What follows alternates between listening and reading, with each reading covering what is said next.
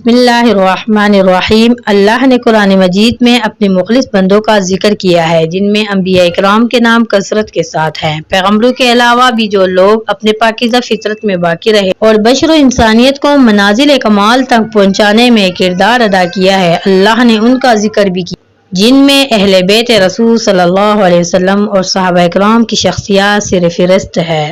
حضور پاک صلی اللہ علیہ وسلم کے نواسے امام حسن امام حسین رضی اللہ عنہ کے فضائل کے متعلق بے شمار واقعات حدیث کی کتابوں میں موجود ہے۔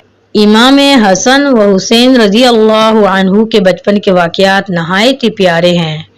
ان دونوں شہزادوں سے آپ صلی اللہ علیہ وسلم کو بے پناہ محبت اور الفت تھی۔ آپ صلی اللہ علیہ وسلم جب کبھی باہر جاتے یا گھر واپس آتے، ہمیشہ ان دونوں کا پوجتے اور ان سے پیار کرتے اور ان سے محبت سے پیش آتے۔ رسول اللہ صلی اللہ علیہ وسلم انہیں اپنے سینہ مبارک پر بٹھاتے، کندھوں پر چڑھاتے، کبھی حالت سجدہ میں یہ دونوں شہزادے آپ کی پشت پر سوار ہو جایا کرتے تھے۔ رسول اللہ صلی اللہ علیہ وسلم مسجد میں تشریف لاتے اور فرماتے کہ چھوٹا بچہ کہاں ہے؟ امام حسین رضی اللہ عنہ دوڑتے ہوئے آتے اور آپ صلی اللہ علیہ وسلم کی گود میں بیٹھ جاتے۔ کبھی اپنی انگلیاں حضور صلی اللہ علیہ وسلم کی داڑھی مبارک میں داخل کرتے تو کبھی حضور انہیں پیار سے بوسہ دیتے۔ یہ وہی بچہ تھا جسے حضور صلی اللہ علیہ وسلم کی گود میں پلنا تھا تاکہ اسے اس حق اور باطل کی جنگ کے لیے تیار کیا جائے جو سرزمین کربلا میں لڑی جانے والی تھی، اور آپ کا نواسا اپنے خون سے حق اور باطل میں فرق کرنے والا تھا۔ ایک دفعہ کا ذکر ہے کہ امام حسن اور حسین رضی اللہ عنہ مدینہ کی گلیوں میں کھیل رہے تھے کہ وہاں نبی کریم صلی اللہ علیہ وسلم تشریف لائے۔ آپ صلی اللہ علیہ وسلم کو دیکھتے ہی دونوں شہزادے آپ کی طرف دوڑتے ہوئے آئے اور اپنی نانا کی گود میں چڑھ گئے۔ نبی صلی اللہ علیہ وسلم نے انہیں اپنے کندھوں پر بٹھایا اور اسی حالت میں حضرت فاطمہ علیہ السلام کے گھر پہنچ گئے۔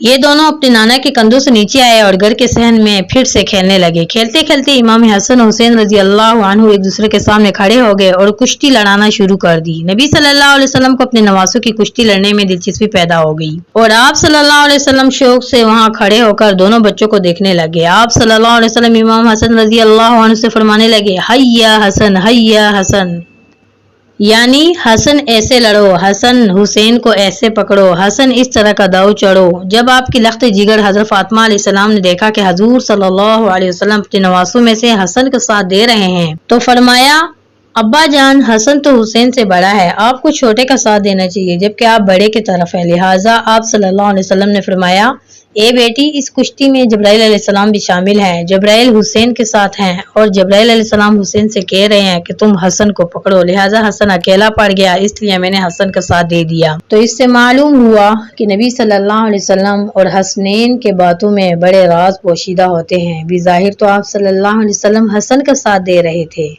لیکن اس سے معلوم ہوا کہ جبرائیل علیہ السلام حسین کے ساتھ تھے، اسی لیے آپ علیہ السلام حسن کا ساتھ دے رہے تھے۔